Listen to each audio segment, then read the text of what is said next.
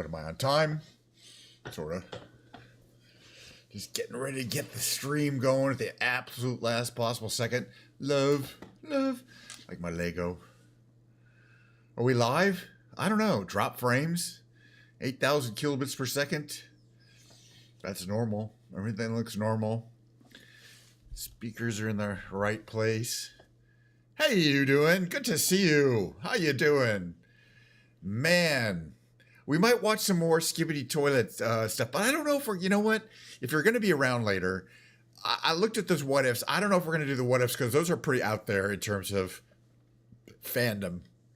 Better though is, I don't know if you know this, but I watched the first 4 minutes yesterday so I went back and started over, and it was worth it because I really feel like after watching what we've seen, watching the first 4 minutes is more interesting.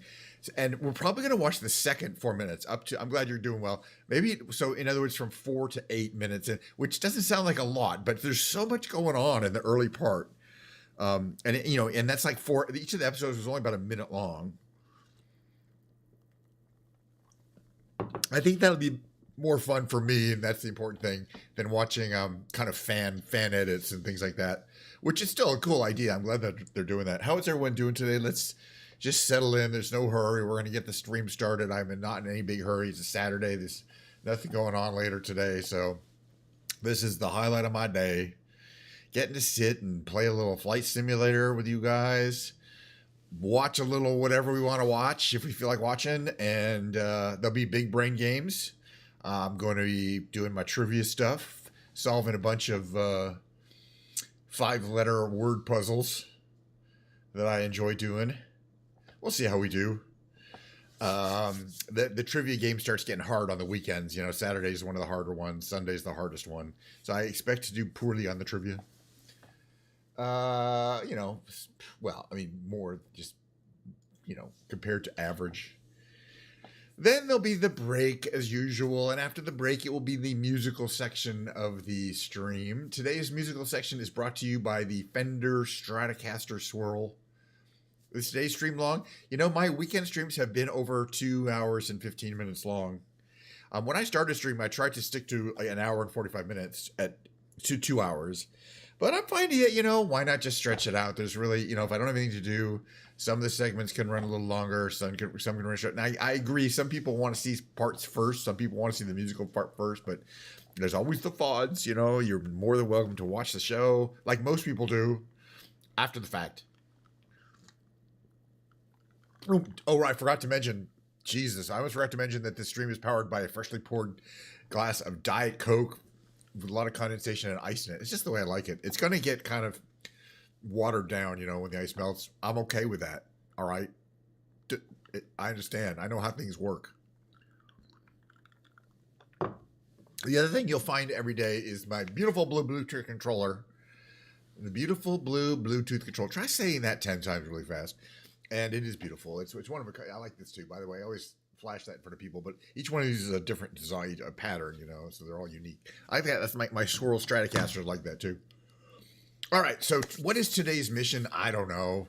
As usual, I don't do a lot of planning before the show, and that keeps everything. Yeah, Diet Coke is required.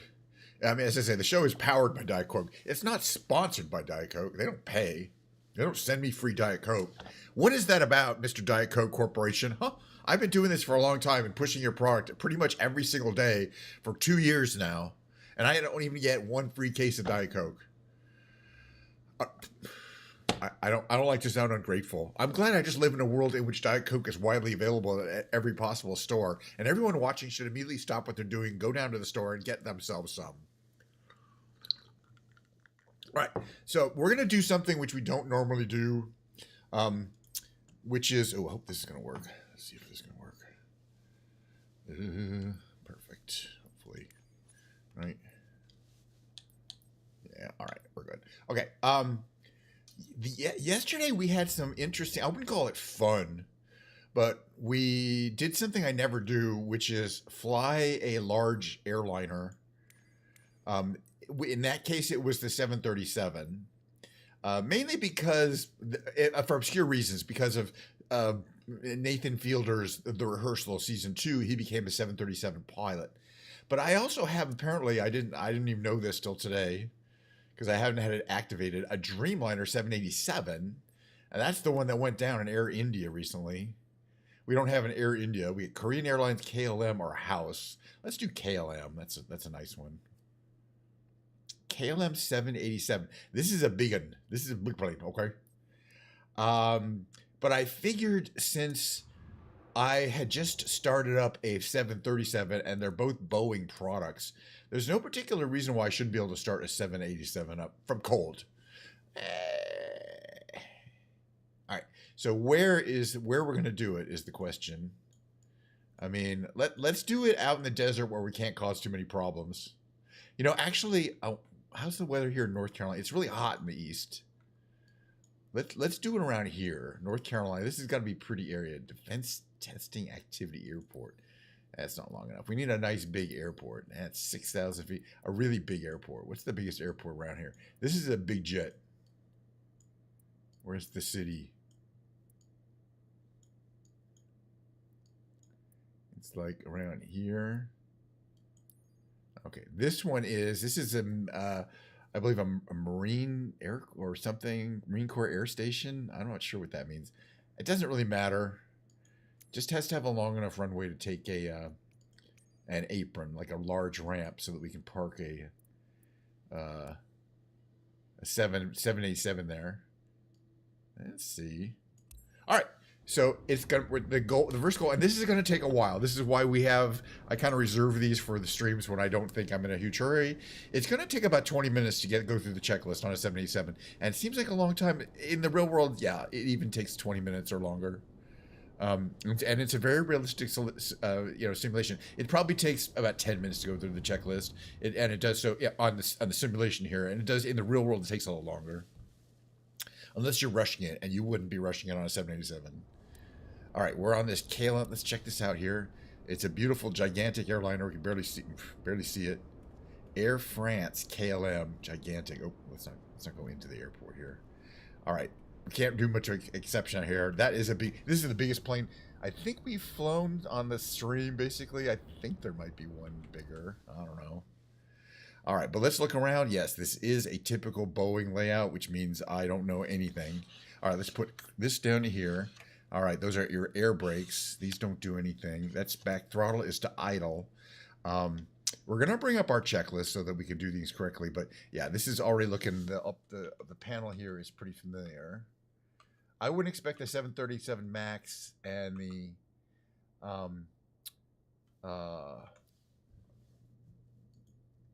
787 Dreamliner to look too different. Let's assume that the pre-flight exterior inspection has been completed. And basically we'll just check through it so that it is checked. We're not actually checking the wheel chocks. And we don't need to. But I do want to make sure this is marked as checked off on the upper part there. All right, so now exterior inspection is complete. Power. Battery switch, that's going to be here, exactly the same place. So battery on. Okay, electrical pumps off. Check. Left and right electrical demand off. Check. External power on if available, but I practically guarantee you we're going to need it. It does say available. So we'll set all the power buses to external. Good. Pre-flight check. All right. IRS selectors on. IRS selectors on. Preliminary flight comm guard. Closed and auto. Very good. IFE passenger seat power on. Check. Cabin utility power on. APU gen switches on and on. Generator control switch. This is going to be going for a while. These should all be on, and they are all marked as on. Right? On. Perfect. APU selector should go to start, then on. So start and hold that for a second. But that's, I think you've got to hold it for like 5 seconds for it to kind of go in, but we'll see there. And then it goes to on. I think we hear a little bit of a sound. There's really no sound that you can hear from the front because the APU is all the way in the back. And I always thought, well, there's a light that's going to come on that says APU running. But that's the APU fault. And I don't know where that is. Anyway, let's assume the APU starts up. It takes a minute for the APU to start up, technically. All right, engine hydraulic pumps on. On. On. Very good. C1 and C2 electrical pumps off. They are set to off. L and R electrical demand pump off. Very good. Check. Fuel pumps off. They're all off. Right?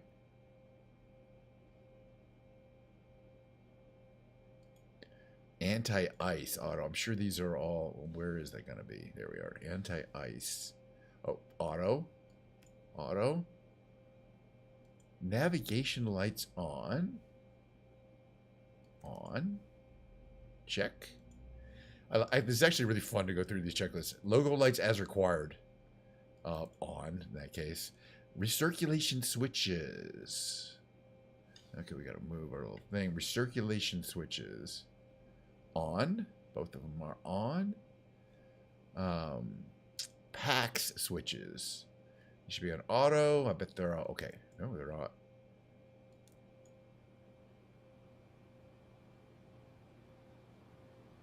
Auto. Trim air switches. On. Flight director. That's down here. On. Both flight directors are on. Auto throttle. Arm. Where is that here?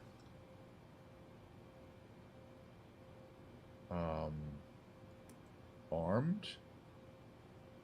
Perfect. Got a few more to do, and then we'll start the engines. We're almost ready to start the engines. Autopilot disengage bar is up. Oop. Up. It's up now. Bank limit selector, auto, fine. Landing gear is down, obviously. Auto brakes register is... That's auto brakes is...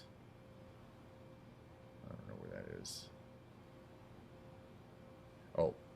Auto brake register, that's here. Auto brake selector should be RTO. Which is down there. Perfect. Check. Parking brake is set. Speed brake is down. Flaps are up. Fuel control switches should be on cutoff. Those are down here. They are both on cutoff.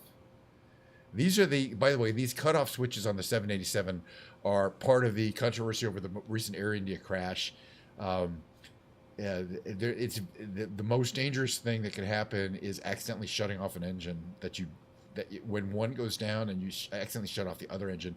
And these switches here are thought to, these fuel cutoff switches are thought to be possibly what they activated and to cause both engines to shut off. Fuel control switches should be on cutoff. The TCAS ATC selector is in standby. Okay, let's put, what's it in now? That's standby. Perfect. Check. All right, we're ready to start some engine. Oh, no, so now we're before starting engines. Flight deck door. Passenger signs. Okay, here we go. Electrical pumps should be on auto. Very good. Electrical demand should be set to auto. Very good.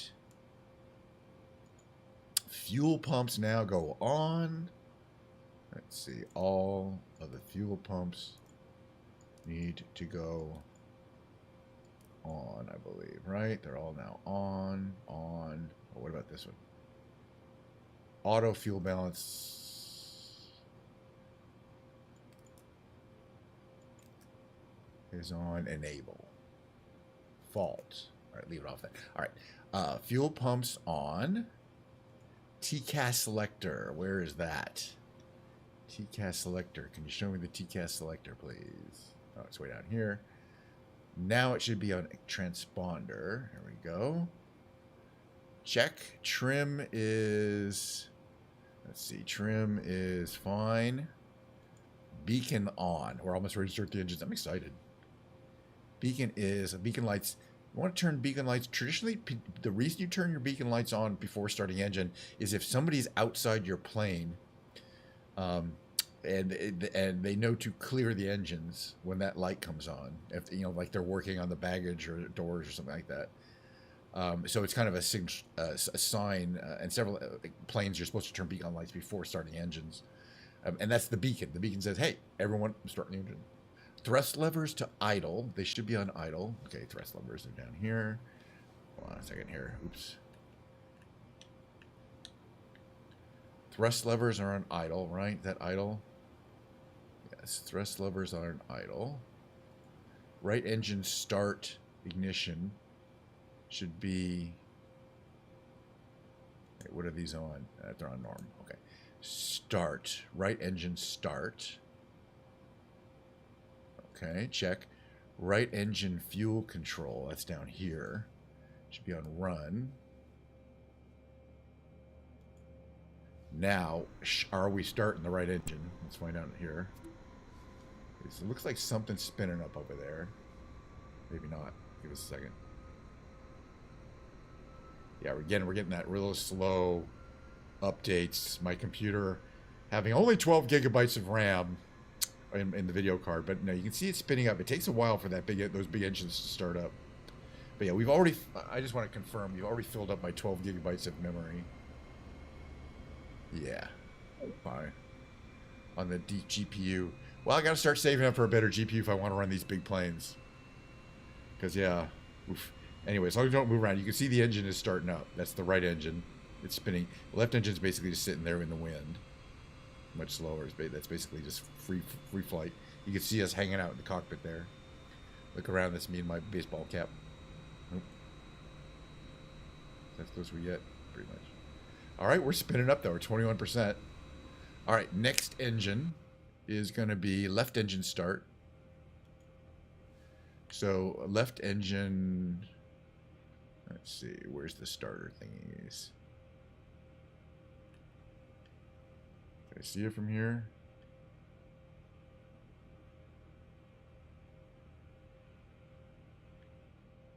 Oh, no, it's up here. Hold on a second.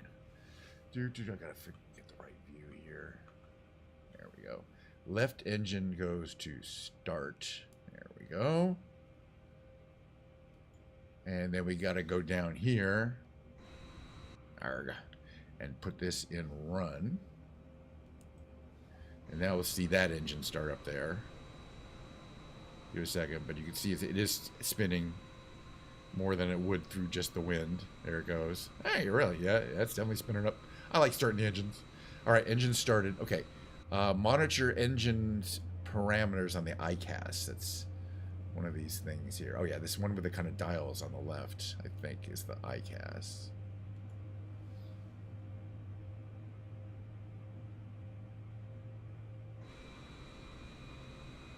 Let's see. Engine number 2 is purring, and engine number 1 is starting up. I don't know why they always have you do the right engine and the left engine, but it's just a Boeing thing. TCAS off, emergency lights, wing, anti-ice off, window heat. I'm looking at the little warning section there. Doors auto brakes, RTO, APU running, APU running. It's a symbol. That's probably something we shouldn't be doing. Let's turn off the APU. The APU is where again?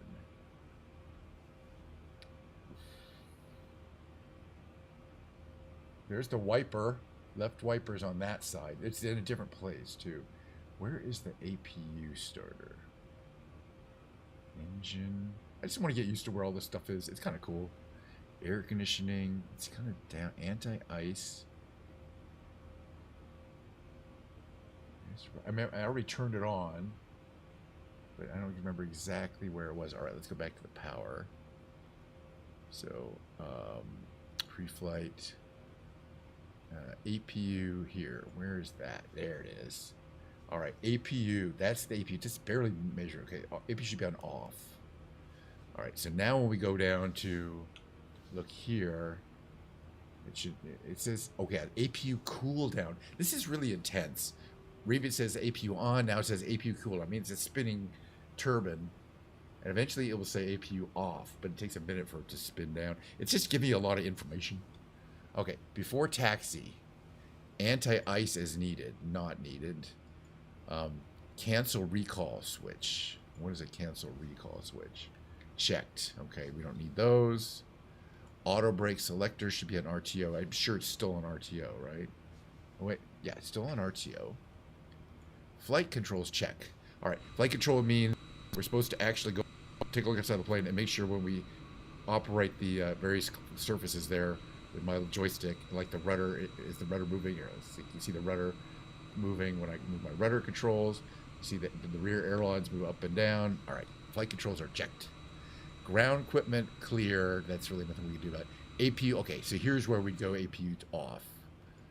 We already turned it off. Flap set for takeoff. Okay, so flat set for takeoff is that position, right? 5 degrees. No, it's there. That's TO right there. 10, I believe. I don't exactly know. Taxi light. Where's a taxi light? Taxi light's on. Interesting. Okay, so the right windshield wipers are there. The left windshield wipers are here. Oh no, it operates both wipers from either side. And there's a washer. It's an operative though. It's interesting that these both control. They're not independent like they are in the 737 though. Interesting. HUD brightness. Okay. Land. I'm just checking all the cool switches. All right, let's fly around. It's been a while, but I don't care. All right, so back. All right, back where we want to be. Here. Here we go. Here we go. Looking at the plane. Bring up the radio. Talk to Cherry Point Ground. Actually, we can fly around our 737. The reason why I don't want to do this is mainly because I want to show. I was talking about the wing flex on different of these airliners and how massive it is on the 787. Even the 737 flexes a lot, but not. We're going to do some serious high-speed, full G runs, negative and positive, which would be super unpleasant to be a passenger in.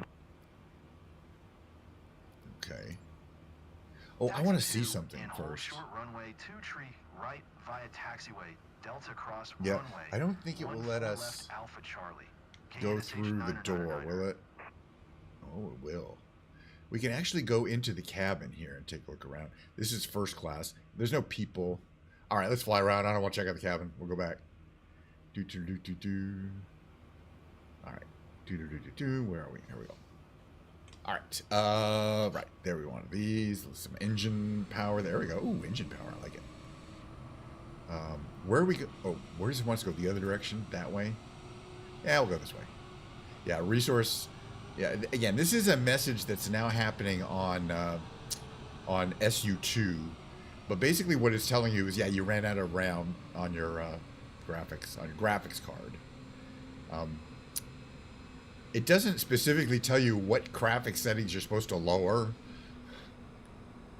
So I kind of have been lowering a little bit, but what I want to know is which graphics settings specifically do you need to use less VRAM. Actually, what I really need to do is get another video card. I mean, it's a couple years old and I got my use out of it. So I feel like another video card is not necessarily a bad investment for somebody who uses it like I do.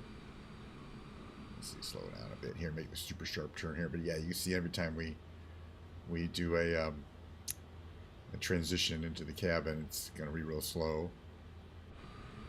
But you know, there is definitely a vibe to why is it not taking us down the taxiway? We don't need to use the runway to reverse. We're going to go down this way here.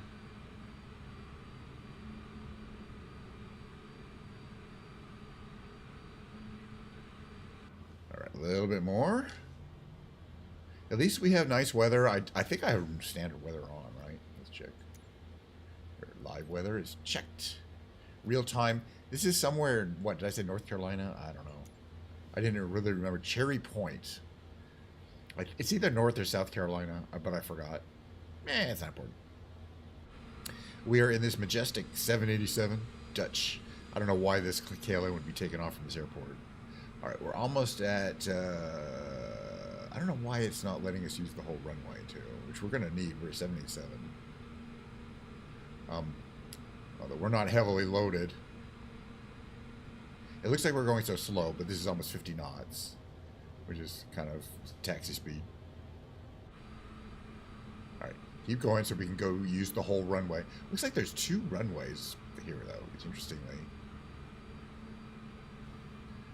All right, but we're going to take off on this other one, I think.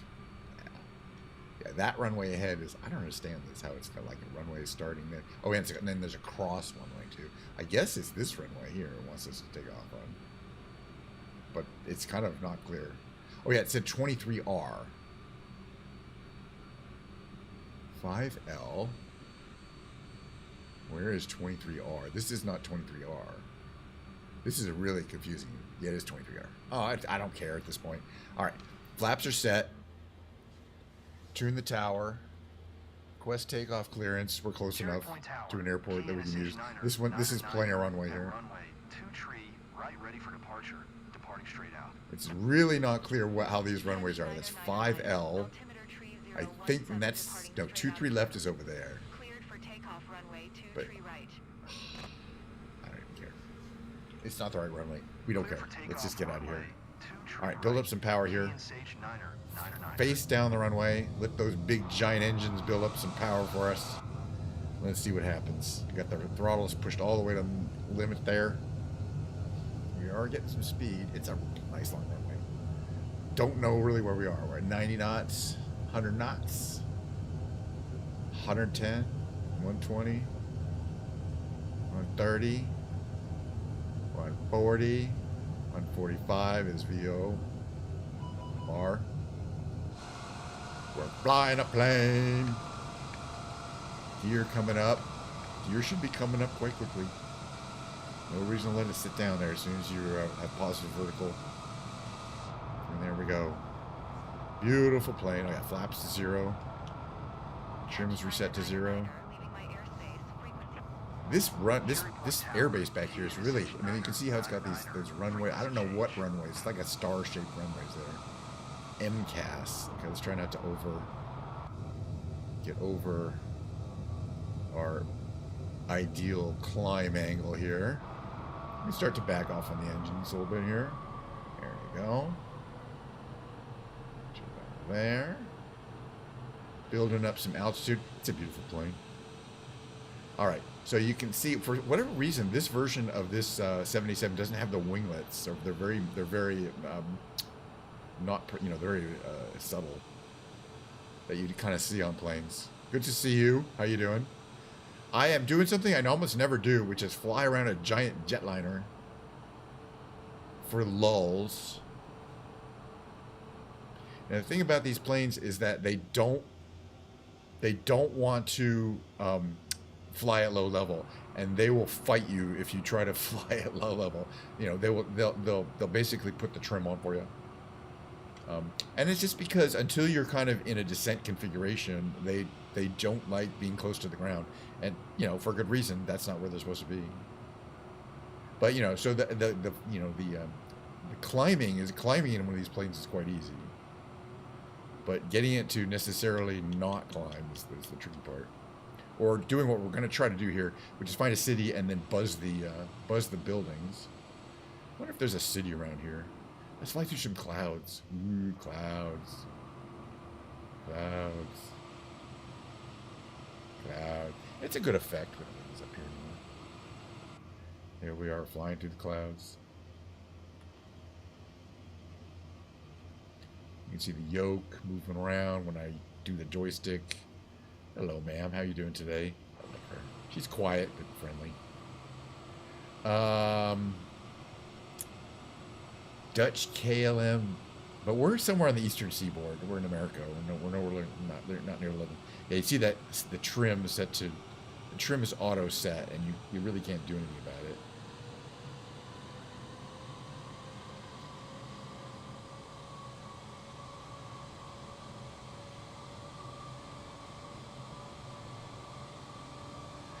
Yeah, well, I was saying, yeah, wasn't it the amount of that correct? I have been looking into that. That wasn't the 787. Um, so that's why we're taking off in this one today.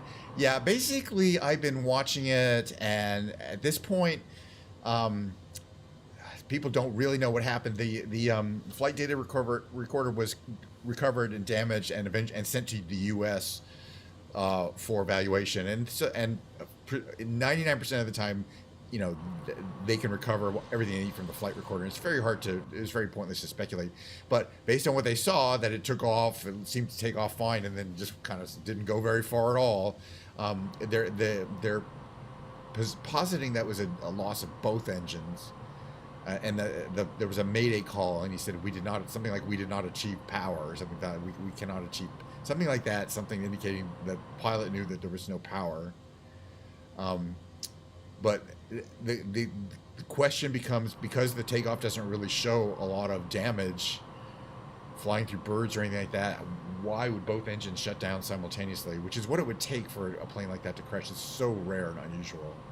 And what is speculated by a couple of guys who I trust is that one engine shut down. I believe the left engine shut down due to not a bird strike. I believe the left engine shut down due to ingesting a debris ingestion. In other words, not a bird. Birds are no big deal, but a metal rod or something like that can be on the field, or a piece of another airplane can fall off on the runway and then get sucked into the engine, right? And I believe that happened to the left engine, because I kind of, in my opinion, I see a puff of smoke coming out of the left engine just after takeoff. Nobody else seems to notice that there's a puff of smoke from the left engine. So either I'm imagining it and I don't really see it, or I'm the only one who notices that. But the left engine failure would not cause, even at that time, like ingesting a thing, the single engine failure should not cause it to just plummet to the ground and crash like that. You should be able to survive it. You should have power. The other thing they said was that the rat came out. The rat is a ram air turbine. It's a propeller that pops out of the bottom of the plane when both engines are lost, to provide power to the plane as a backup while it's still moving in the air. And they claimed the rat was out, which means both powers out. So what happened, in my opinion, and of course this is highly subjective, and it's not just my opinion, but a couple of people's. So I don't want to say it's definitely not what's known to have happened. I believe the left engine shut down due to a debris ingestion. Again, not a bird, because birds wouldn't cause that. And they accidentally shut down the right engine. So there's these fuel controls here set to open or shut. And if the left engine shut down and they needed to shut the fuel down because there was a fire in there, they apparently, the theory is they accidentally shut down the working right engine, or both engines, from here using these controls. So what we would do to simulate the engine, that accident, is being on the runway, getting off the runway, and then hitting both those buttons for whatever reason, and noticing that that the engines are working, but they shut down and go through a restart phase, and during that period of time, which takes about 20 seconds, and the plane wasn't able to stay up in the air 20 seconds, which I think is what he was saying about they weren't able to make power. I think what happened is they noticed pretty quickly that they accidentally hit the ones that are below the throttle. They say fuel control, run, cut off. And I think it's that easy to accidentally cut the engines off. And also, if a single engine shutdown right at VOR, right when the plane's taking off, is so rare. Even though they're experienced pilots, they were probably shocked and didn't know what to do. Most pilots wouldn't know what to do, and it's a really unusual. You could be one of the pilots had over 8,000 or 10,000 hours. You could easily be flying for 10,000 hours and never have an engine shut down at VOR right after you leave, right after takeoff, because it's so rare. You might train for it in a simulator. They do train for stuff like that, but that doesn't mean that. Yeah, like I got the stick all the way forward. Okay, and if I release the stick, the plane wants to climb up to like 36,000 feet, even without me touching it. And that's what really annoys me about these planes. I mean, This is, yeah, I mean, that's with forward trim, and that's really a dangerous kind of climb. But I'm just saying what happens if I don't touch the stick. Let's just see what happens. I think eventually it will level out. Let's give it a little more engine, too. I don't think it will stall. I think it will just level out. I mean, we're at 17,000 feet. All right, so I wanted to show you what happens in this plane with the wings when you really stress the wings by pulling a lot of G's. Okay, that's interesting. So yeah, it went up for a while, it went down. It's gonna kind of level out. It's just trying to hit a speed. I don't know. I'm not touching any of the controls really. No, I'm just touching those. And I'm trying to see how it performs, basically just on messing with the throttle, like less throttle. I think what happened, it'll go up again, and then it's going to kind of level out. And you're like, well, the normal planes don't do this. Well, normal planes are flying on autopilot. I don't have the autopilot. But no, these planes are perfectly happy to fly above 20,000 feet. That's where they prefer to go. It's a very efficient range. It's a pretty plane, though. All right, we're going to hit the ground here. All right, I'm going to start flying the plane for no particular good reason. But yeah, notice that as soon as I try to go down, the plane really starts fighting me. And I got to put the nose all the way forward. Can we go fast enough to tear the wings off? I probably can. Yeah, I want to get going as fast as I can. Then I'm going to pull up, and I want you to watch, if anybody cares, what the wings do. The wings are carbon fiber. They are composite. Let's see, it's full up. Can you kind of see what it's doing there? You know what? Yeah, I don't think they are. I don't think in this simulation they have any bend at all. Because the 737 wings bent a lot, and these aren't bending at all. It may be, I know there's like an add-on or like an aftermarket version of the 737. I think they may have advertised that they have better wing flex, because it should be flexing over the height of the cabin. It flexes like 10 feet. All right, let's go down again. We're basically going to do parabolas here. 20,000 feet.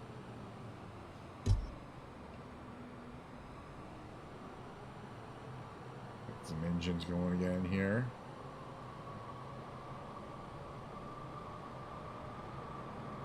Okay, I'm trying to see if the wings are bending like they should. Yeah, they're really not. They're completely stiff. And they're not really even shaking like they would.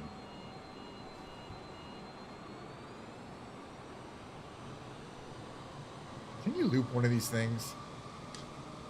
No one would find out, really. I don't know. That's what it looks like from here. Yeah, it's not really letting me loop. It's just going to stall up here, which is kind of fun. We'll be fine. We can. I don't know what the stall recovery is on these things. All right, we're going to stall. We're going to stall. That's fine. I don't know if you're a real 787 pilot, do they make you do stall recovery on a real plane or only in the simulator? It's not much of a stall because we're already out of it. We're just heading towards the ground. We just pull out of it, right? Why is it doing that? And the speed should not be doing that. Hello. Something's wrong with that simulation. Why did it do that? It didn't let me, even at speed, it was not letting me. All right, full power.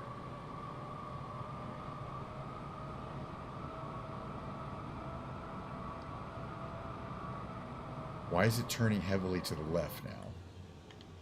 Do I have some kind of trim on, like sideways trim? Where is my?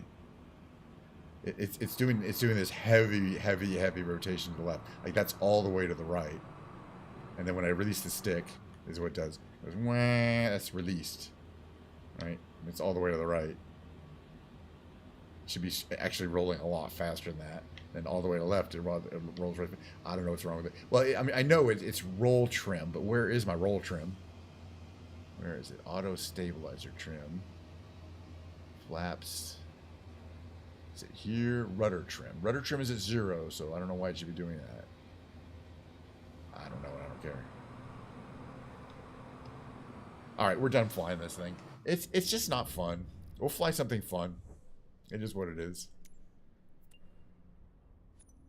I mean, yes, I proved I could cold start a 787, but there's a lot of issues with this particular implementation that is kind of the one that comes with the game. In fact, it's so bad. Hold on, I want to get out of here.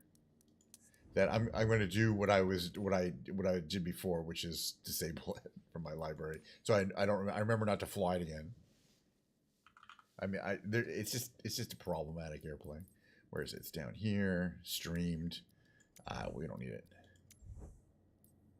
I think there is.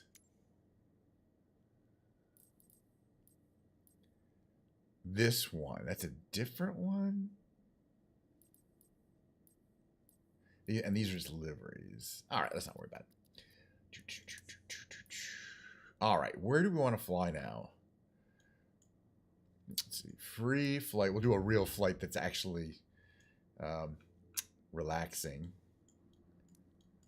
Okay, it's really hot up here. Let's fly around where the rich people live in Long Island. It's really fun. Foster Farm. No. East Hampton. Yeah. All right. Let's fly around in a fun aircraft that I like to fly around in. Not a 787. Let's see. There are quite a few. Oh, the Bugatti. And my racer. All right. What color, though? There's so many colors. We're going to fly around in my Bugatti racing plane. French military, Flying Tiger, Silverfail, UK green, Black Red Wing. Is it black or is it red? That's okay. Spain Golden Bullet. These are all amazing, though. Let's try this one. A Texaco. Oh no, we gotta have Texaco or USA. Texaco. All right, geez, let's just pick one. All right, I'm having a good time though. All right, Town at East Hampton. Ramp. This is a general aviation airport. Oh, are we cold starting this plane? Oh heck yes. It's a lot easier than starting a 787. Yeah, so I think the crash in Arienda, and it will be found out, was a combination of mechanical failure and bad piloting. It's almost always those two things. It's almost something that happened that normally wouldn't cause a crash in itself, but the pilot's reaction to it and was the wrong one, and they got him killed. And the interesting thing is that Nathan Fielder's rehearsal season 2 is all about communications in the cockpit. And almost all of these cases where something happens, it's because somebody did something and the other person, either the co-pilot or the pilot, was too shy to speak up and say, no, I need to, you're obviously not flying right. Let me take over. Which is kind of what they has to say. All right, where's my on switch? Let's see. Oil radiator flap, lights. It's not over there. I'll find it. Let's see. Hand pump. We don't need that. That's the starter. But first, we're going to turn the battery on, right? Okay, check these. Parking brake is on. Very good. Let's see. Throttle is there. Oh, yeah. That's that. Very good. What are these things here? Here. Very nice. Okay. Maybe this is one of those planes that doesn't have a master battery. No, it does. It's here. Battery on. Radio on. Now I think we can start the engine, right? We have gasoline. We do have gasoline. And I don't think there's a fuel pump. Well, I'll find out in a second. So first, you turn this to one engine, and you try to start it. So there's two of these. There's two engines, and there's two counter-rotating propellers. There's one of them. They're loud.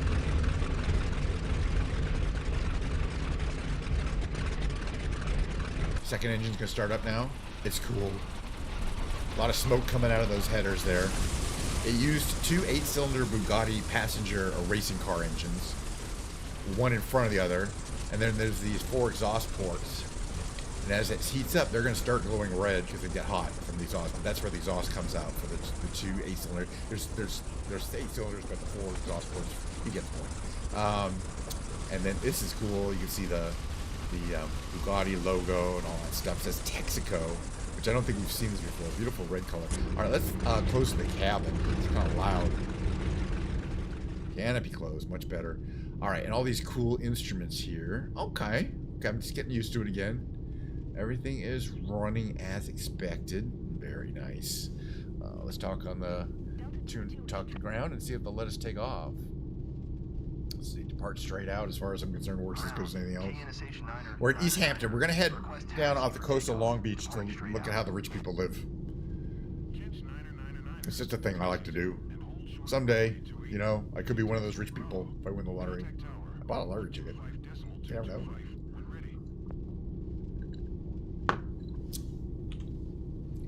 Taxi 2 and hold short runway 28 using taxiway Bravo. KN station 9er. All right, we getting those propellers going. There we go. Now we're fine. Right. I forgot this thing steers kind of ponderously on the ground. You got to be careful. It'll be fine. Just got to be careful and go nice and slow on the ground here.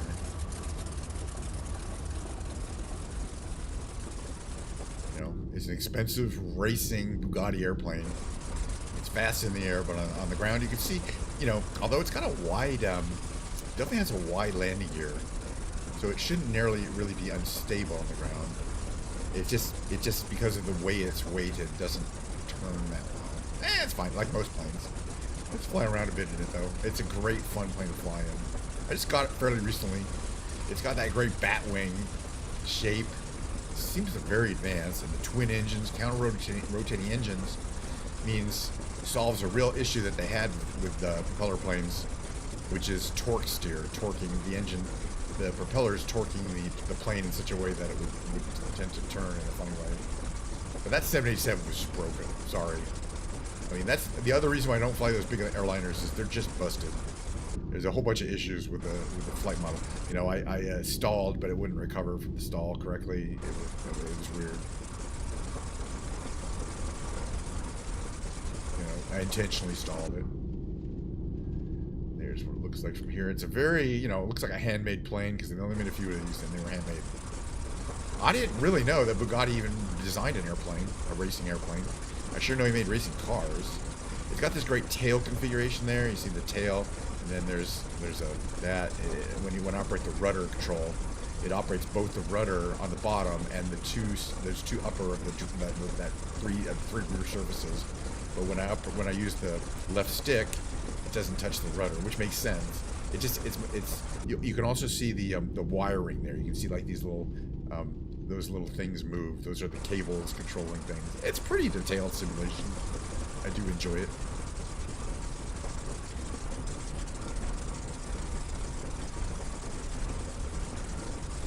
All right, we're gonna fly around a bit.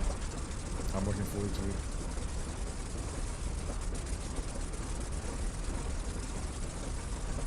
All right, turn the tower. West takeoff clearance VFR. Niner ready at runway 28. Nope, flaps are too much. Flaps are there. Whoop. Okay, runway 28 ahead. Launch takeoff clearance. Cleared for takeoff, runway 28. KN station. Got good brakes. Niner. All right, keep going. Oh.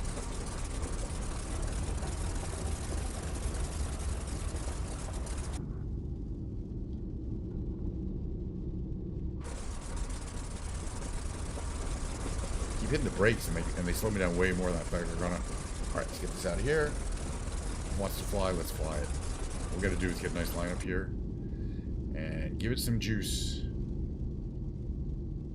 The juice is in the form of the throttle control there, right there. You can see our propeller, our Jaegers there, our RPMs. We want to make sure we don't hit a wing on something. Okay, gear up. The gear does come right up. There it is.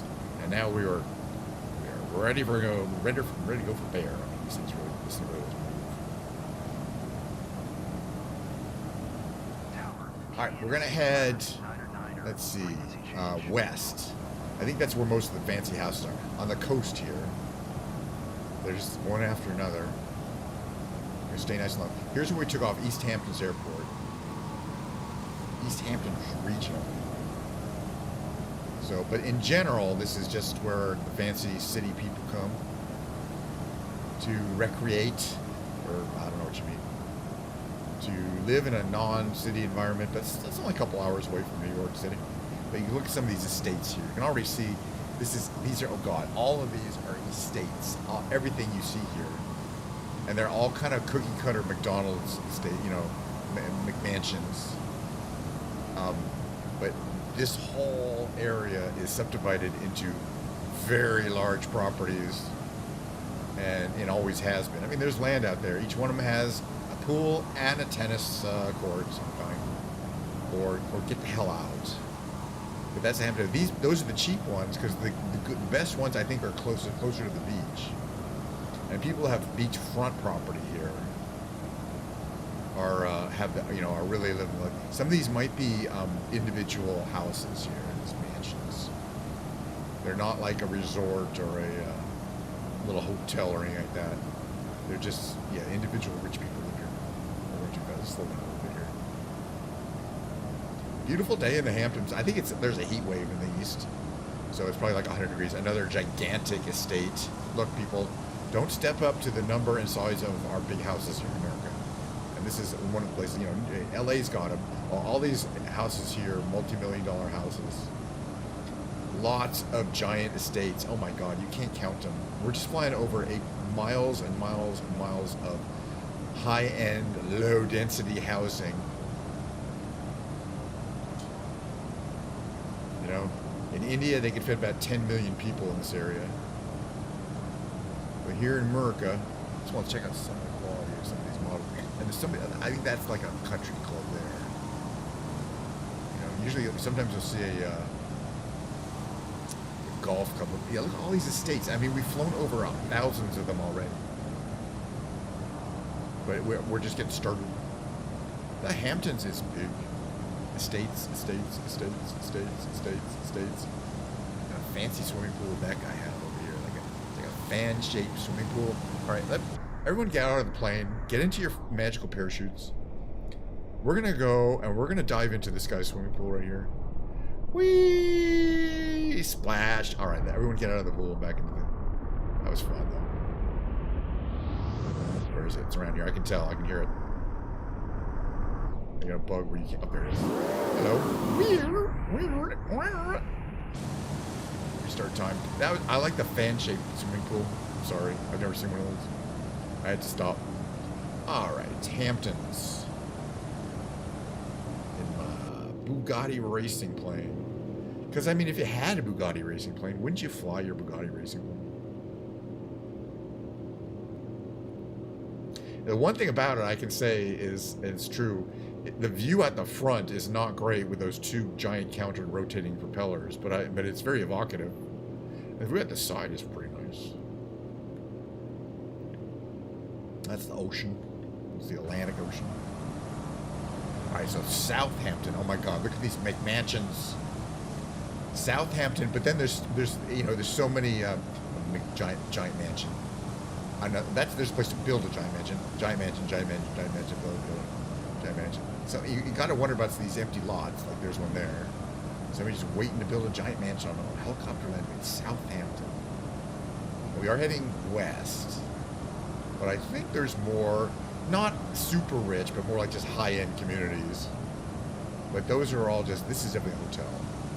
Those are all, the Hamptons, it's just estates. It's like there's no normal housing areas. Skateaway. It just sounds like a New York kind of name. Check it out. I think it's a ship name. Pretty.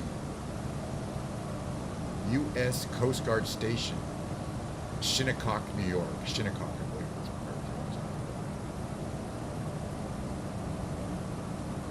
And then here's a bunch of places where everybody has a dock in their backyard. Of course, that's the ultimate in, you know,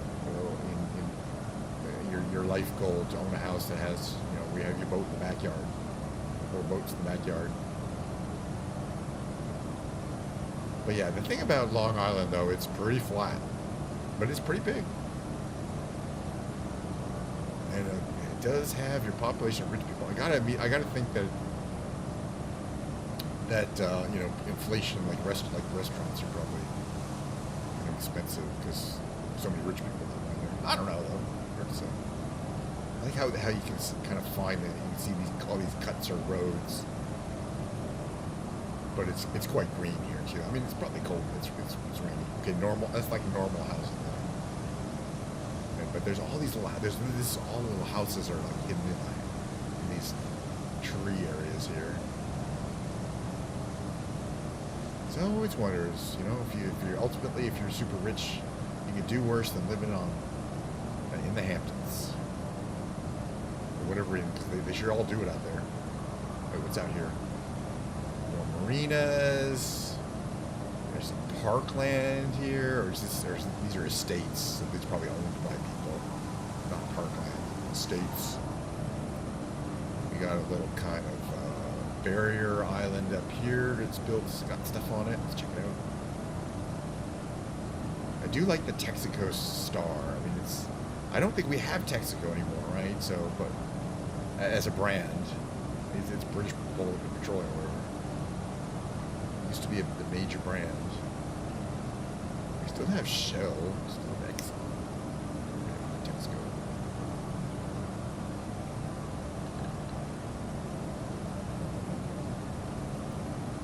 These beaches go forever, but the Atlantic is not particularly warm.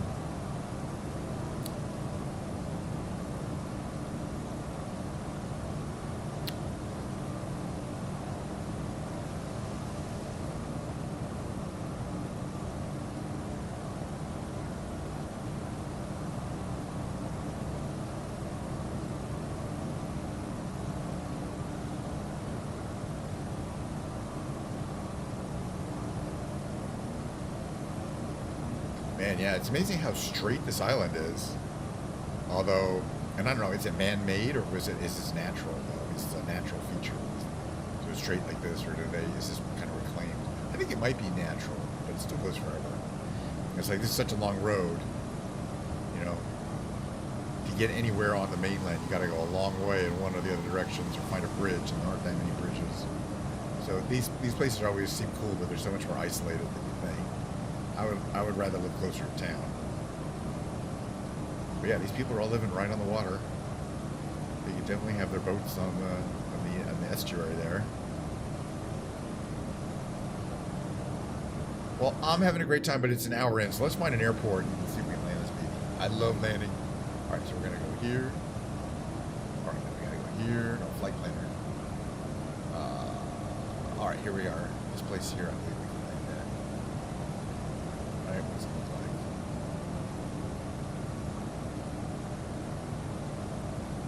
2,500 feet. It's worth trying. Right? Oh, actually, no. There's a much better runway right up here. Much easier one right here. KHWV.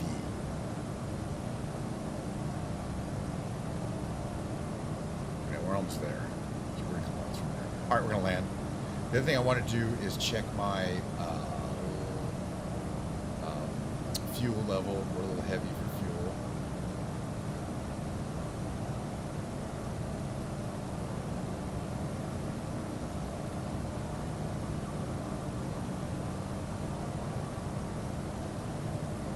All right, let's start thinking about flaps and gear down. Right? Where's this one right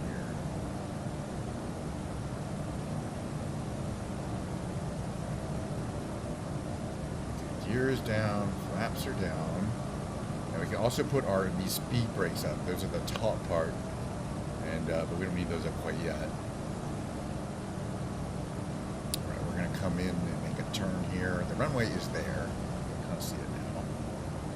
The right way. We're at 184. We're a little fast. We're going to keep the engine going.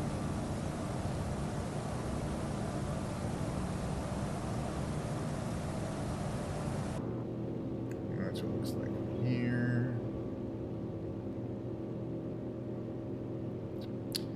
Brookhaven. Okay, that's where we're waiting.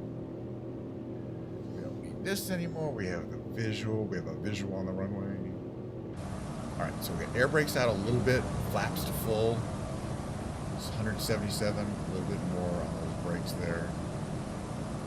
A little bit less gas on the gas here. A little more of the speed brakes here. Air brakes. That's what it looks like from here. It's really not very easy to see over through the propellers. Alright, let's do this from here and see what happens. Coming in a little fast.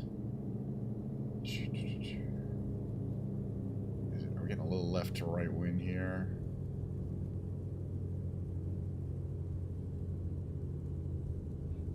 Well, now we're coming in too slow.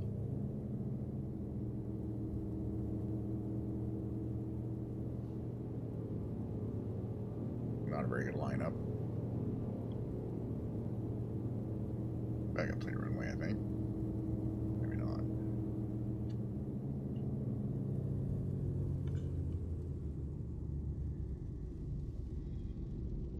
Jeez.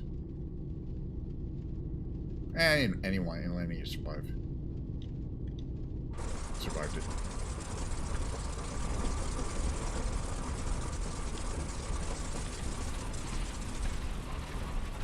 Had a little trouble with that lineup. Let's go this way here. I think let's just go here. It's definitely not where we took off from, right? Yeah, Alright, cockpit open. Canopy. I think let's get a little airflow here. Let's do it that way too. The good thing is you can jam on the brakes and it will not knock the. You have plenty of weight behind the front wheels, so you won't belly over like a lot of planes do. You know, you hit the props. So far, I've not been able to do that, no matter how much I've jammed the brakes on. So that's nice. At least it's got that going for it. But it's just a gorgeous plane, and I really did enjoy flying it.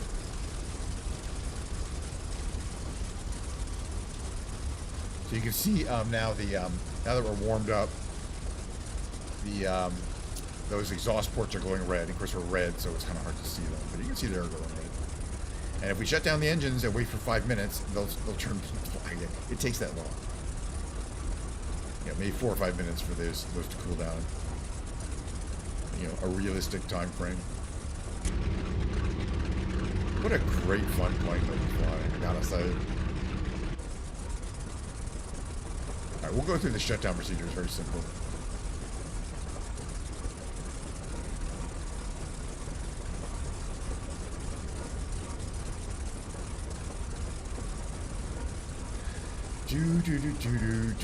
It's so much more fun than flying a 737, especially a 787.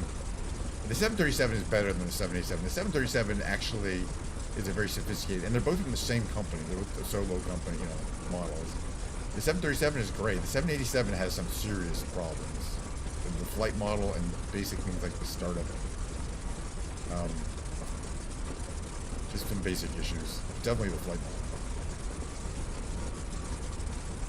Where does this want us to go? We're not going in there, alright? Forget you. We'll park right here. A lot of general aviation activity going on over here. Lots of cool planes, though. It's a great... I like the ground. Turn the ground traffic up a bit. That, I think that's a Pilatus, right? The PC-21. I got one of those. Or a PC-6. It's one of those... The Cessna on it. It's a Pilatus. Alright, let's move on. Why is that open? Closed. Alright, so shut down the engines. You push this button to shut down one of them. Right? And then you turn it to the other engine. And you shut that one down. And then you turn the starters to off. Okay. And then they slowly spin down. And you see they're spinning in different different angle, different. Well, you'll see in a second. Different orientations. One will shut down a little bit before the other. That one shut down, and then the other shuts down. I just love that. So cool. You see they're on different kind of rings there, but they're both counter rotating and I believe adjustable pitch. Actually, no, they may not be adjustable pitch. It's hard to tell. Might be adjustable pitch. I don't think so. Anyway, just a really cool one of a kind plane. So yeah, they're still glowing red, those things back there. But if we sit here and wait for 4 minutes, we're not gonna. They will slowly fade away. Those 4 ports on that side and 4 ports on that side and turn black again. They effectively turn black. Which is, you know, I just want to say thank you to the programmers who came up with all this stuff, all these little details. Hello. That's not necessary, sir. You don't need to just drive right through my plane, do you? Okay, screenshot though. Screenshot. Let me just get out of the plane. Take a little screenshot here. It's a beautiful day. I love this plane. Got all sorts of. I've got a nice background here. I want to get the back wing shape and the text goes.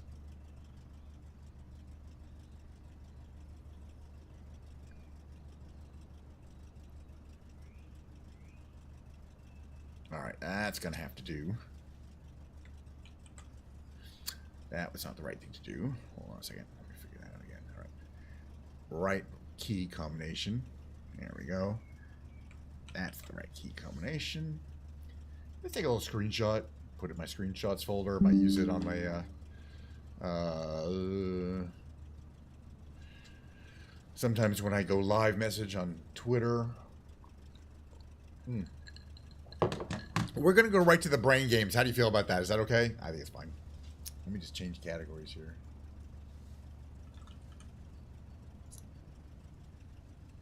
Alrighty.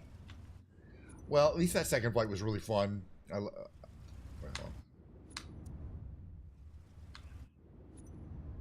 menu. Gotta figure out how to do this for change. Quit to desktop.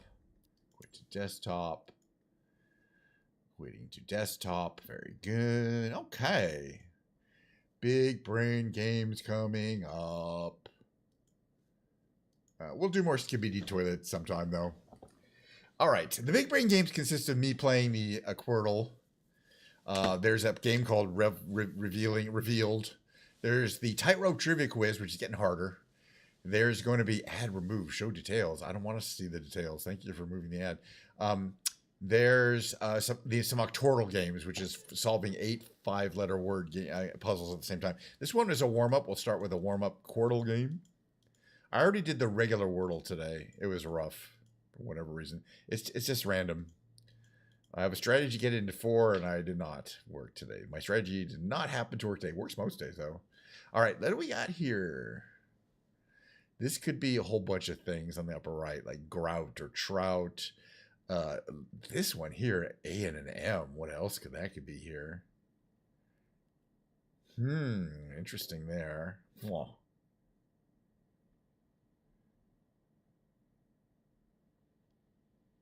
Can't be gamma. Boy, this is a tough one. Oof. Wow. That's fine. I like them hard. It's just a matter of guessing. Let's see. What could this one here?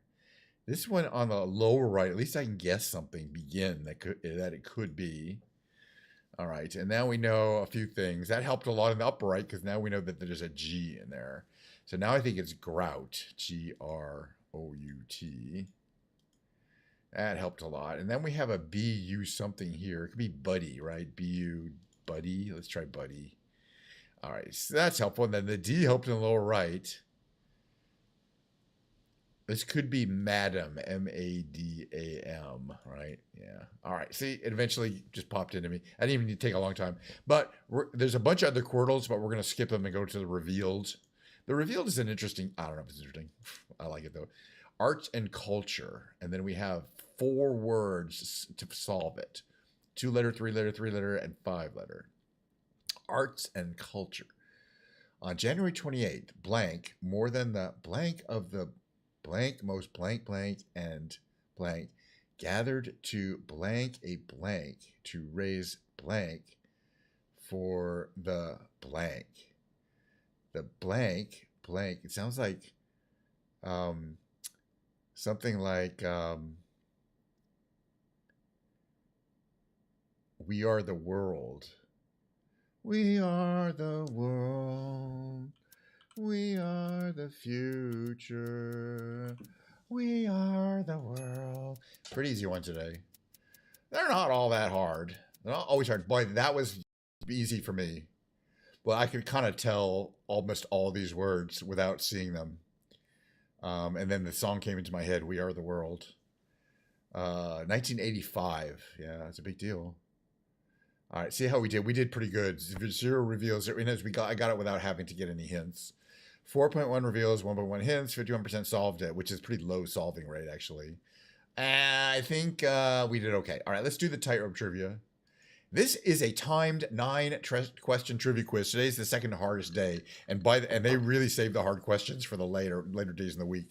So trust me, the Monday questions are nothing compared to the Saturday and Sunday questions.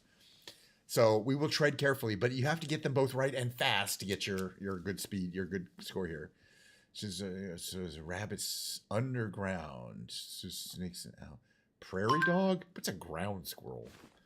All squirrels are ground squirrels. Oh no, flying squirrels. I forgot. Putting an opponent in a tight spot. The sport of snooker is played where? On a billiards table. I know that.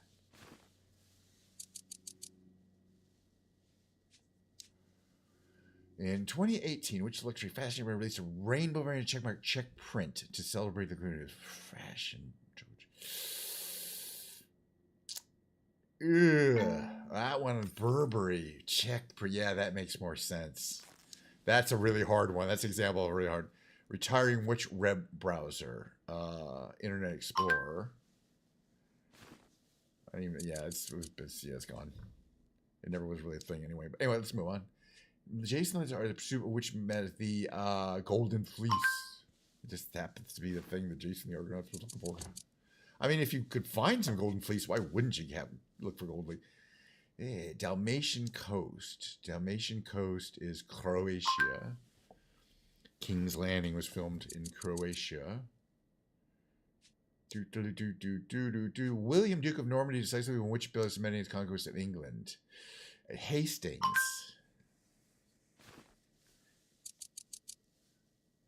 Again, history. I'm kind of good at that. What word describes animals such as white-tailed deers who are most active at dusk and dawn?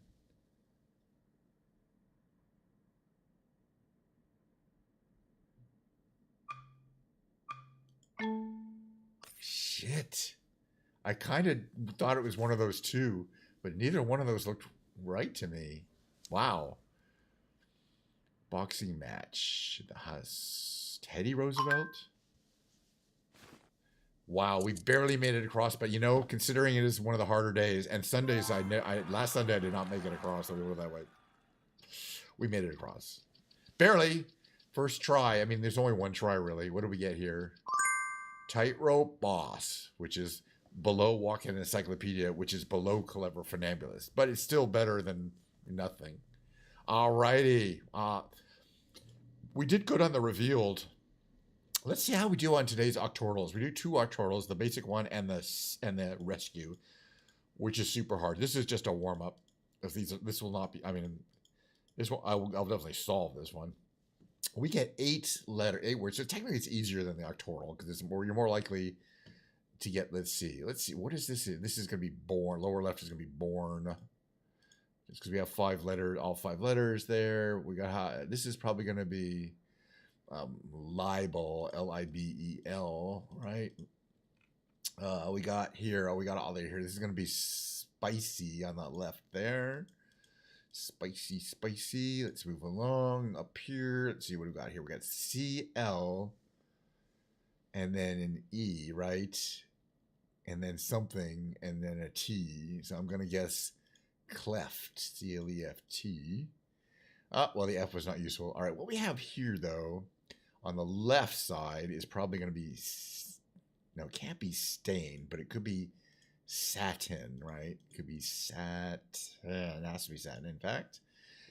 Let's go in the upper one here, man. I'm kind of do this quickly because we have a whole nother one. Hi, Pilgrim. How you doing? By the way, now every time you come in, I'm always like, is she streaming? No, Milo is not on. It just makes me wonder how her traveling is going. I mean, I know she's like in the middle. I think she's out of range. I think she's fishing and camping with family, and I don't think we'll be seeing Milo for a while. That's fine. Okay, let's see. Could this be Arbor on the upper left? Arbor? Is that a word? I think it is. Upper right, we got, let's see. We have an N and a P and a U to place. And it could be right? Could be something, and then it has to have a P, but it can end in P. So I'm thinking it could be unzip, right? Does that have all the letters? Yeah, it actually does have all the letters, and it's the correct word. That's how you know it's the correct word. Oh, this is interesting here. All we have is I and an I, two I's. And it can't be digit. I mean, we have a limited number of consonants to stick in there.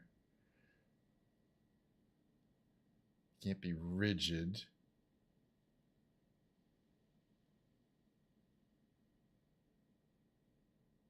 It could be vivid, V-I-V-I-D, because V's and D's are both available.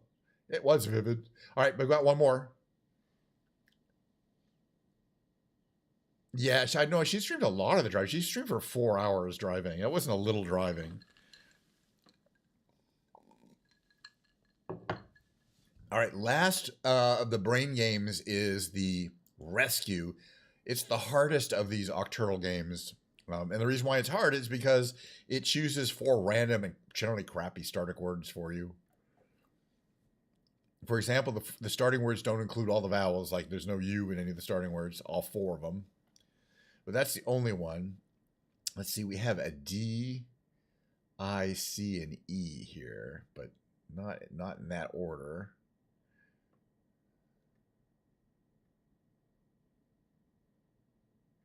Could be dice, D-I-C. No, it can't be diced because D can't be at the end. Let's keep looking. There's usually at least one that's pretty easy. There's an O, an I, and an E.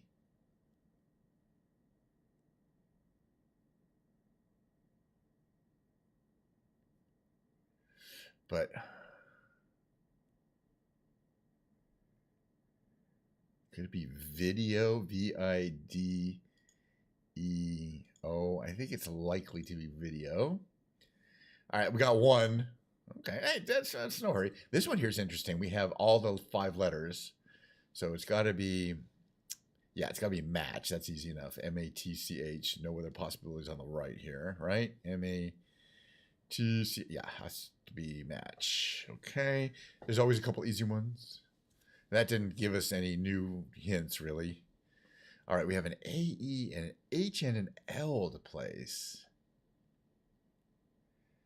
And the H can't go at the end.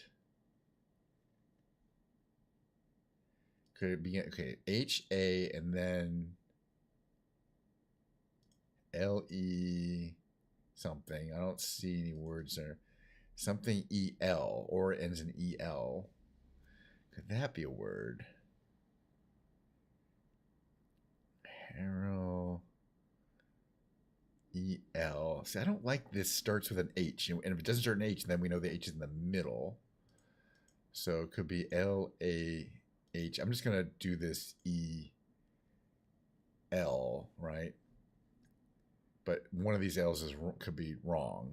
But one of these has to be there.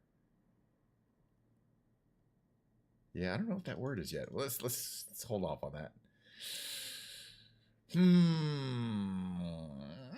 Well, when we finish this, there's going to be a break, and we're going to be playing guitar. And one of the songs I'm going to sing on guitar is Sister Golden Hair, because I've been enjoying that song a lot recently, for whatever reason, by America. All right, now we know this word starts with a D on the left there, because there's a D, but it can't be in 3 or 5, so it has to be 1. So we know it's D-I. Oh, and then there's a C in it. And so it's either D-I something E-C. I think it's dicey, E-Y, because that'd be diced. But it could be dicey. I almost can agree to you on this one. No other Y words. Dang. All right, that's fine. We're not going to get this one. These are going to be hard, but that's fine. I'm having a good time. All we know is this upper word on the left has an L and an M, but it doesn't even have any other vowels indicated, which means it can't have an E, I, O, or A in it, or Y, but it got to have a U in it. So let's see if we can figure out a word that fits with, that has U as a vowel somewhere. Let's see, and it could be, let's see, plump, P-L-U-M-P. Let's just guess it. Oof, it could have been plump, but it wasn't plump. What is it then? It's another word of these. Blump? No. Glump? No. Slump. That's okay. We could still potentially win, because we do have 4 guesses to get 4 words. But we now have to get them. We do have to get them all right. We're not going to win. But that's fine. Let's see. Okay, now we know there's an S and a P here. That's interesting. And an O. Well, we know where the P is, so there's an S and an O to place. And the O has to go here. So it's P-O. P-O. And then something either, and the S is in 3 or 5. It could be poser, right? P-O-S-E-R. And it was. Okay, we got a streak going here. Now that R appeared here for the first time. And now we know it's probably going to be upper, U-P-P-E-R, right? Upper there. I'm hoping it could be a couple other things, but no, it was upper. Good. All right, now we're down to the last 2. We're never going to get this lower right one here, so let's just get the number 2 if we can. All right. Ooh, this was the same one we were working on before. We don't have any new information. Ugh. Hazel, H-A-Z-E-L, right? Come on, that's got to be it. Okay, very good. And the cool thing is that Z that we did in Hazel turned out to also be a key letter in this word that we needed to find, which we would not have known if we did it in the wrong order. All right, so now let's look here. We know where the E is. There's an A, an R, and a Z to place. And B is available. So I'm going to say maybe it's a zebra. If you think I'm going to pronounce it zebra, you are sadly mistaken. All right, we won today's daily rescue, which I feel good about because I only win about half of them because they're quite hard. Try it yourself if you disagree with me. If you think these rescues are easy. I only get the fact that I get half of them and I'm really good at these games. I guarantee it means they're pretty hard. All right, we're going to move into the musical category. I'm going to whip out my guitar, my Stratocaster. We're not playing my fancy cheap guitar today. We'll play that again like in 2 days. Diet Coke. Very, very diluted Diet Coke. The best kind. Musical category. I'm in the musical category now. Give me a second. I'm going to put my mid-roll on, and then when we come back, it's going to be guitar time.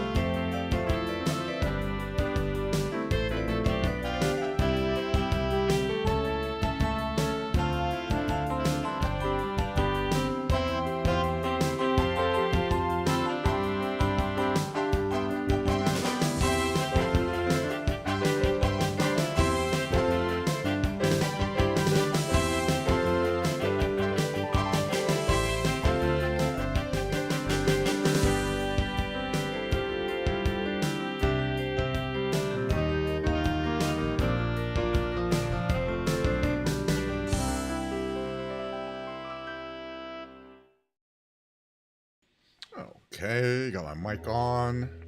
Let's get this camera set up a little bit better. Summertime, first day of summer. Wearing this the dumb shorts. Damn it! I gotta stay cool during the musical segment. All right, transitions. How's that looking? I guess that's okay.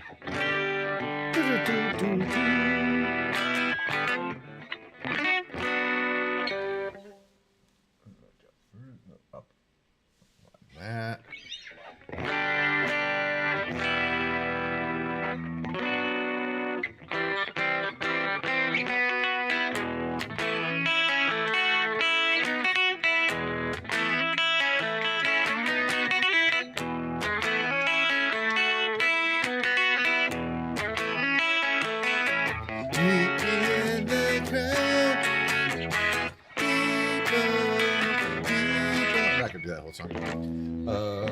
Let's see. Talk about the guitar a little bit. Tune it up a little bit.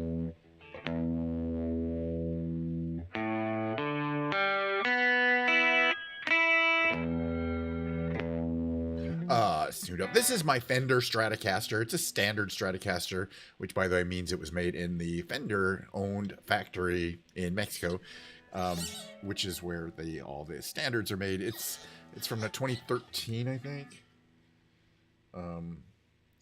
And yeah, and it was at a time when they were making these custom one-off swirl patterns. They made a couple hundred of these Telecasters and a couple hundred of these in a Stratocaster, and I got one of each. This is the Stratocaster. So they're very different. Each one's quite different and very unique. So mine looks like this, and none of the others look like this.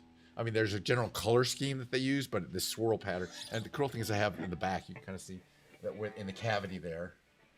You can see in the cavity there that it's painted into the cavity. You know, the paint job goes through the cavities of the body.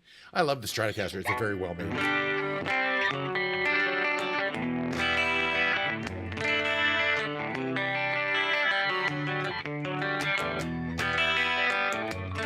Now, I've been playing my fancy cheap guitar for a while, and now I'm really, really appreciating a decent guitar. I mean, that's just properly made in every way, precisely made.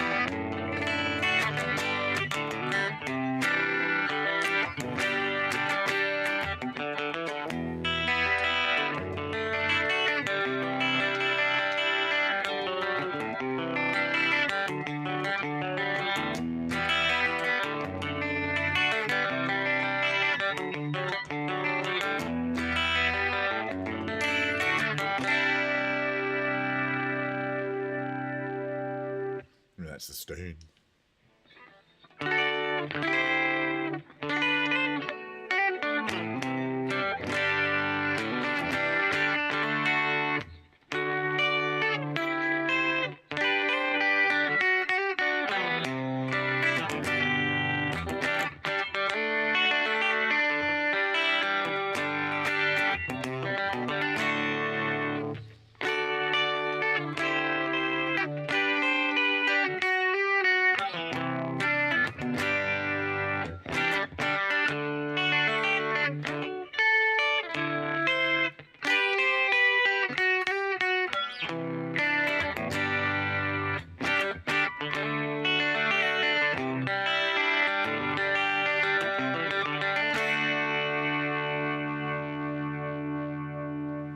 That's nice. I like my guitars. I have too many.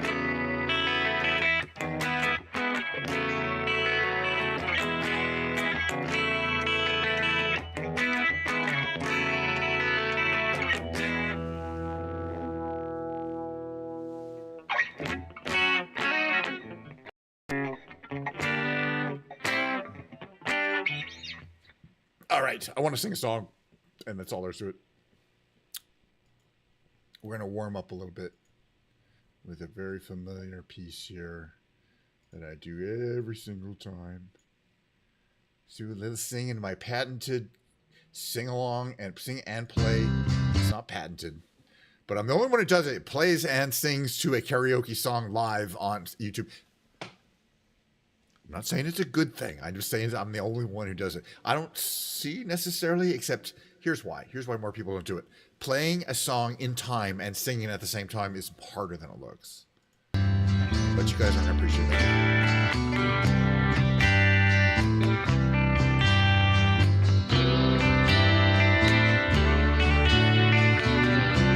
I make it look easier than it is.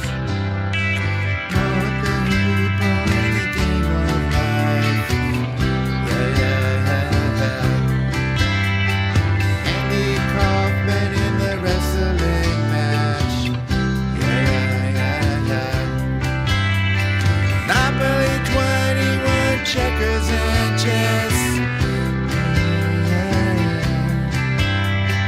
Mr. Fred Blassie in a breakfast mess. Let's play Twister, let's play Risk. See you in heaven if you make the list.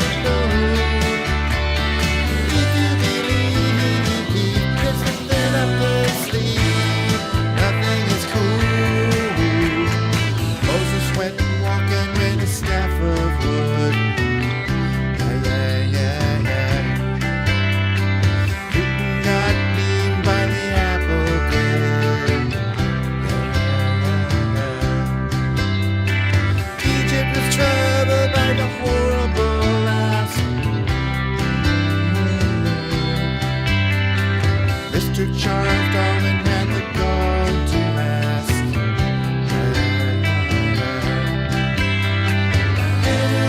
Hear about this one. Tell me how you locked in the punch. Any other people don't ever say, baby, are you having fun? If you believe, take a little man on the moon, man on the moon.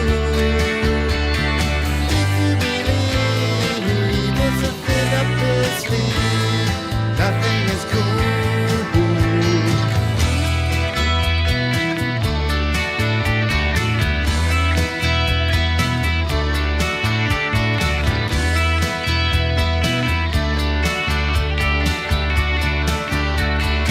It's a little legend for the never believer. It's a little ghost for the offering. Here's a truck stop instead of St. Peter's. Mr. Andy Kaufman's gone missing.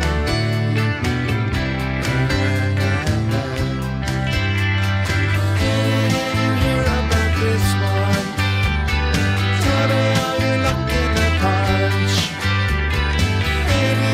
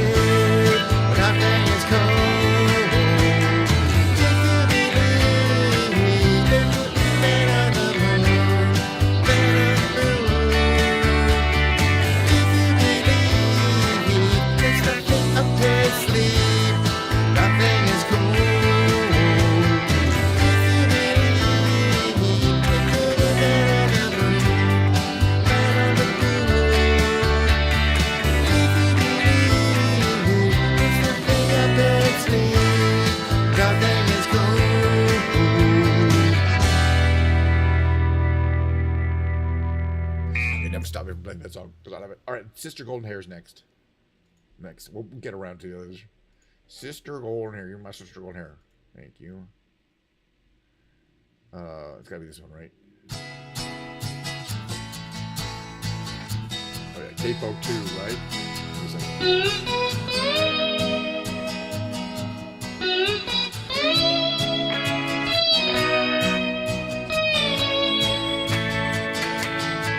Well, I tried to make it someday, but I got so damn depressed. And I set my sights on Monday, and I got myself undressed.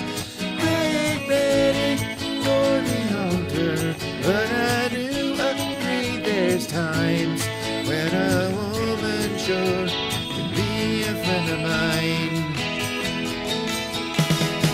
Well, I keep on thinking about you, just a golden hair surprise, and I just can't live without you. Can't you see it in my eyes? I've been one more correspondent. I've been too hard to find, but it doesn't mean leaving on my mind.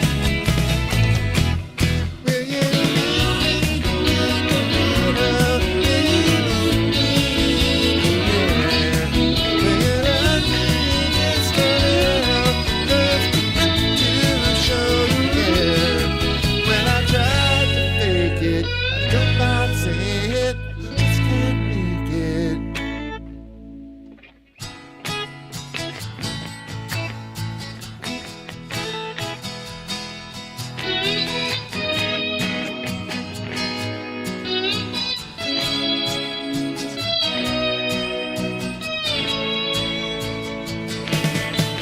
But I keep on thinking about you, just a golden hair surprise, and I just can't live without you.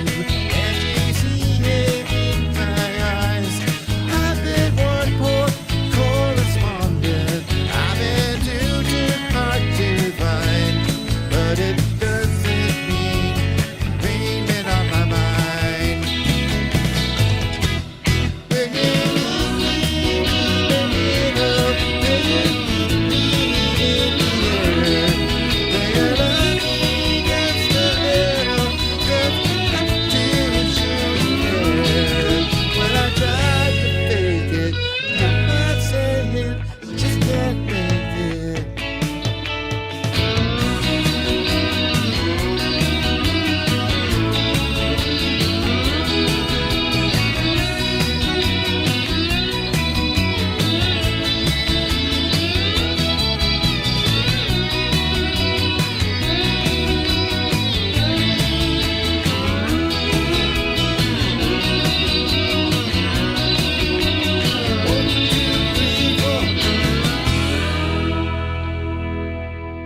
Like that song. I probably got to tune up here. Hold on one second here. Yeah, full sharp.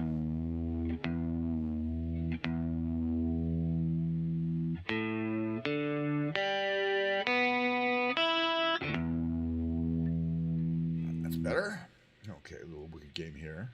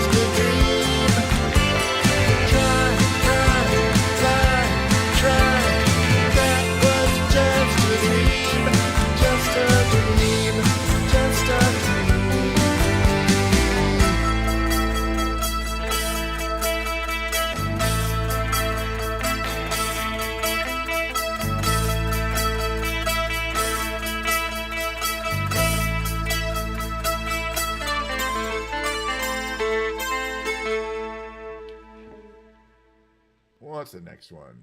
Now we skip drive. We'll do. What we gotta do? I'll say it. Not gonna do drive, but I do want to do.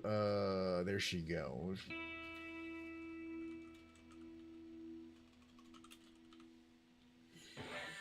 This one, all right? This one here.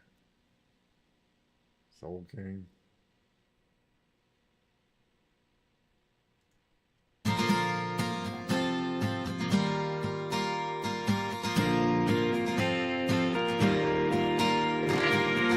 There she goes.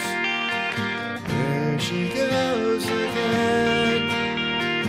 Racing through my brain.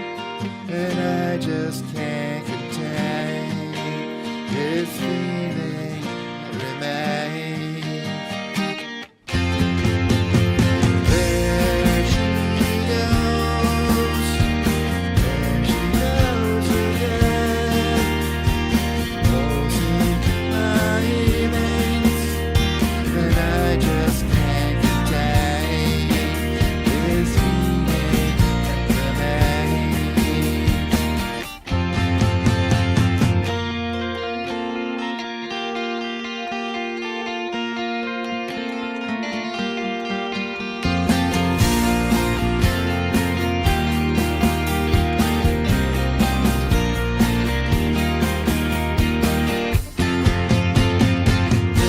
There she goes. There she goes again. Racing my brain. And I just can't contain this feeling that remains. There she goes. There she goes again. Calls my name, pulls my train. No one else heals my pain, and I just can't contain this feeling that remains. There she goes. There she goes again. Chasing down my lane, and I just can't contain this feeling that remains. There she goes. There she goes.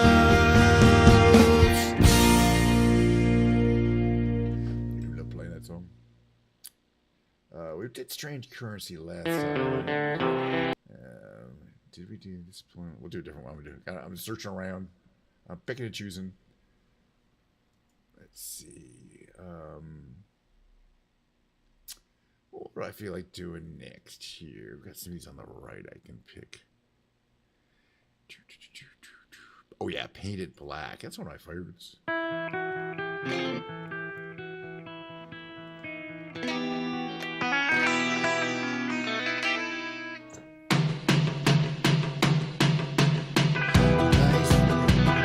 I'll get it right now. I see a rainbow and I want it painted black. No colors anymore, want them to turn black. See the girls walk by dressed in their summer clothes.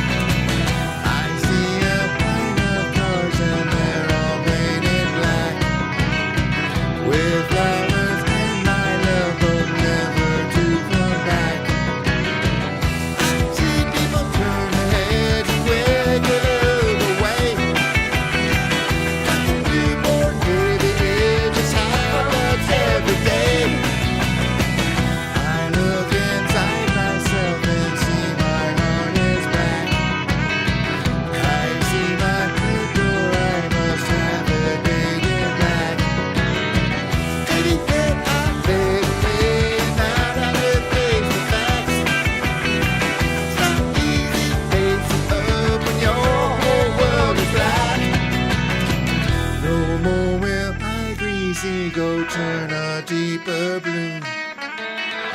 I could not foresee this thing happening to you. If I look hard enough into the setting sun, nothing left to be before the morning comes. I see a red door and I want it painted black. I don't colors anymore, I want them to be black.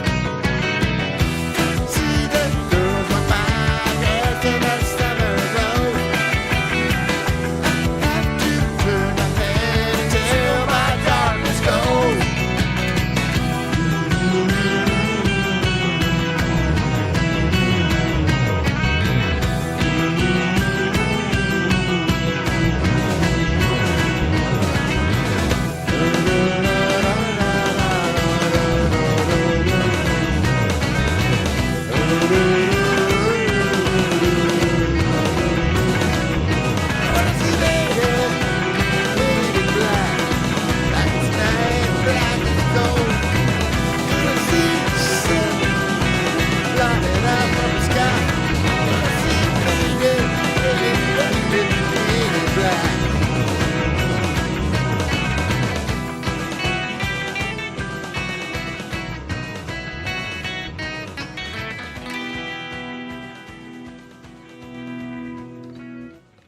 Maybe the songs I want to do. Maybe one or two more.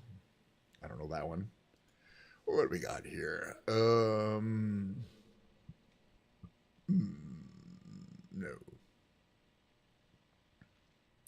You know what? I've been enjoying the whole Wonderwall. That's Cable 2, isn't it? Yeah, I think so. Last song, I think.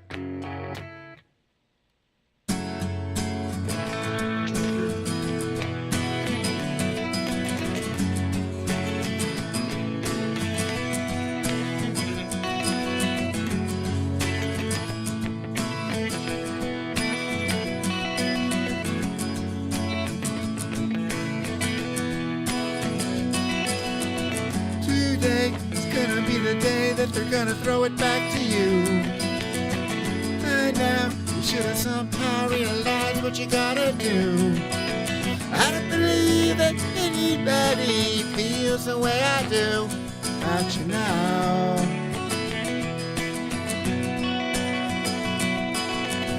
Backbeat, the word is on the street that the fire in your heart is out. I'm sure you've heard it all before, but you never really had a doubt.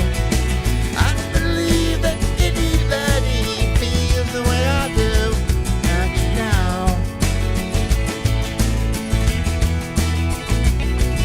And all the roads we have to walk are winding.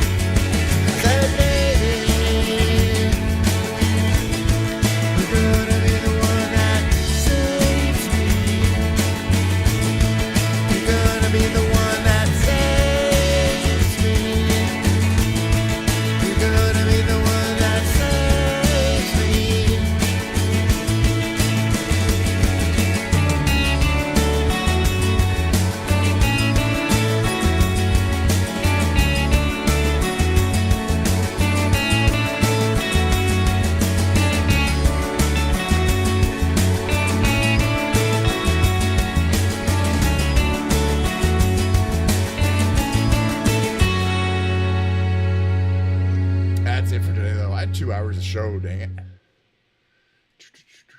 Copy there. 2 hours of show. That's more than a show. Stop it. It stopped. Wait, I gotta take these off. But you know what? I had such a good time doing today's show that tomorrow will be an almost exact duplicate of the show. Except instead of this can of Diet Coke, there'll be a different can of Diet Coke poured into the same glass. A different glass, too. I just have a bunch of these. Oh, there'll be a different musical instrument, too. I definitely like to move through the instruments. Of course, I don't have a whole bunch of pianos, but tomorrow's piano day. Tomorrow, I believe, will be. I'm so bored of my regular lounge act that tomorrow will be the fake book day, which is you definitely want to avoid at all costs. My fake books are over there. I bring the fake books out because I actually put them up. I play from the fake book. All right, look, it's a thing, you know. But at least they're different songs, and they're usually songs I'm not as familiar with, so I like having a good time trying to figure them out. So that's to be tomorrow. Tomorrow at 11:30 a.m. regular time. We're gonna be playing. Let me play my beautiful Stratocaster, Stratocaster guitar. What a gorgeous guitar! It's a little thin sounding, which is okay when you're playing in a band. Compared to, say, a Les Paul has a thicker, heavier sound to it. And my new guitar has kind of a more bass to it, too. But that doesn't mean it's not a good sound. It's a classic Stratocaster sound. It just means it's better as an accompaniment in a band where somebody's playing the bass. But anyway, I do look forward to moving on with my day. I'm going to look at some streamers. I'm going to watch some streams, maybe watch a movie or two on the old streamers. It's just a Saturday, and then tomorrow's off. So it's great. Tomorrow's Sunday. I feel like I'm really appreciating having a few days where I don't have to work. But then again, I look forward to work because I got a lot of things to do that are going to be fun programming assignments next week and then for the next couple of weeks. And require an organized mind who knows how to program in various programming languages. You know what I mean? Which I do. So that's the thing that pays the bills around here. Me being a software engineer for the bank, not playing music on Twitch or YouTube for you guys. Thank goodness I don't have to, do that for the money. Because there's no money in it. Anyway, yeah, let's see what we're going to do. We'll just basically say goodbye. Right, we're going to, no, I'm not rating anybody or anything. Yes, not anybody. It had to be a very small streamer for me to rate somebody. All right, but we'll see you guys next time.